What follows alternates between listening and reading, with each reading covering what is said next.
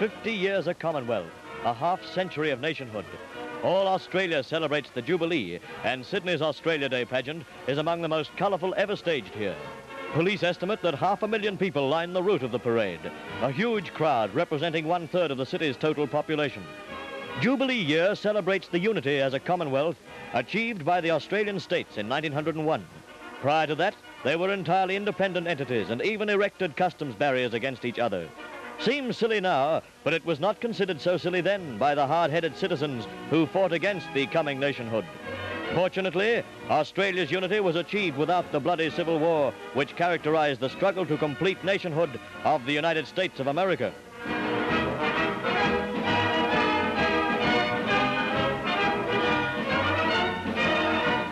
Today's parade represents all sections of the community and the armed services. Raw necessity demands that a parade of peace has an ominous undertone of war.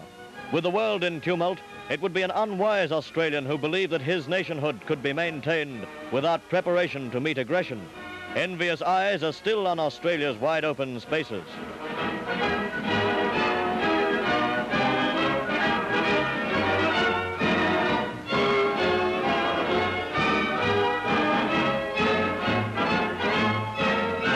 Transport is a mighty sore spot with Sydney citizens.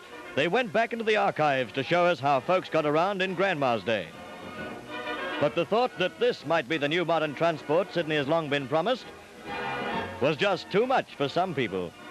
Heat was intense and ambulances handled 850 fainting cases in the day. But that's no ambulance. University of Technology plumps for a very modernist design, while comedy, drama, ballet and opera has a dignified and attractive float.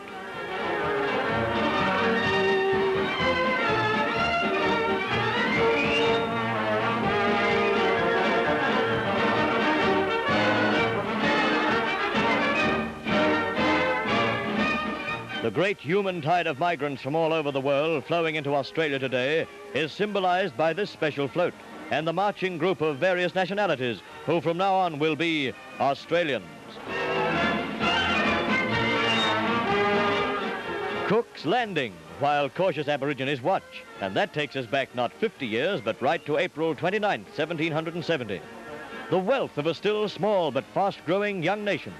No longer is Australia purely a primary producing country, a condition short-sighted people here and overseas tried to keep it in for too long.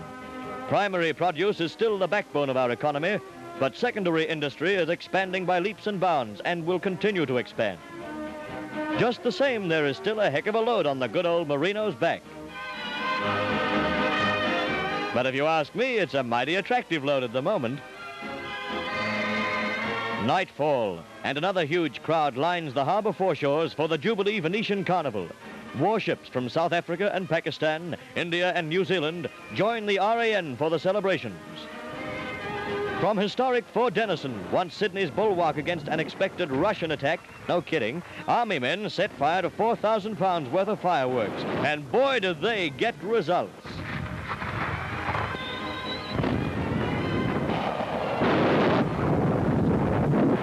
Feathers of fire lighting a summer sky, while down below 250,000 throats give out with the well-known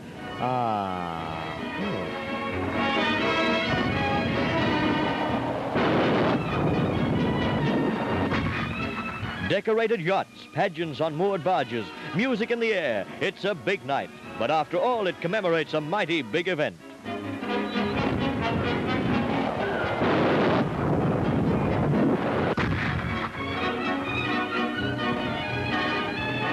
Jubilee celebrations will be spread throughout 1951.